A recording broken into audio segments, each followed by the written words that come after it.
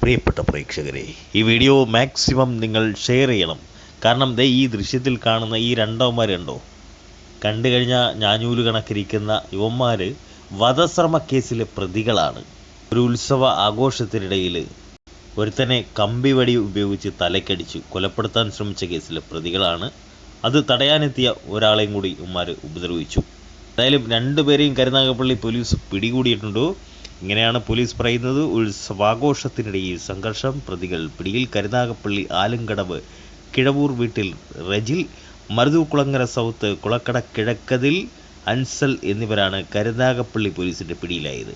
ആദിനാട് ഖണ്ഡാകർണൻകാവ് ക്ഷേത്രത്തിലെ ഉത്സവത്തിനിടയിൽ നടന്ന സംഘർഷത്തിൽ പ്രതികൾ കരുനാഗപ്പള്ളി സ്വദേശിയായ അനന്തനെ കമ്പിവടി കൊണ്ട് തലക്കടിച്ച് പരിക്കേൽപ്പിക്കുകയായിരുന്നു.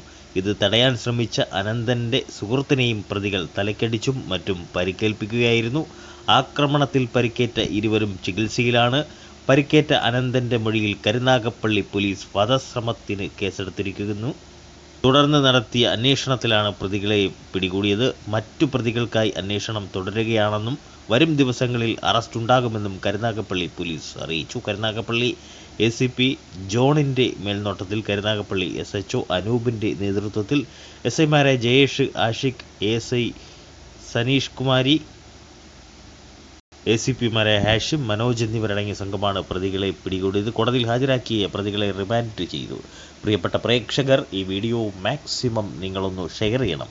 കാരണം വളരെ ചെറുപ്പത്തിൽ തന്നെ ക്രിമിനലുകൾ ആയി മാറാൻ ശ്രമിക്കുന്ന ഇവന്മാരെയൊക്കെ ജനങ്ങൾ തിരിച്ചറിയണം. നാട്ടിലൊക്കെ ഇപ്പോൾ ഉത്സവത്തിൻ്റെയൊക്കെ സീസണാണ്. പരസ്പരം തല്ലുകയും പ്രശ്നങ്ങൾ ഉണ്ടാക്കുവാൻ ശ്രമിക്കുകയും ചെയ്യുന്നവർ ഇതൊക്കെ ഒരു പാഠമായിട്ടെടുക്കണം.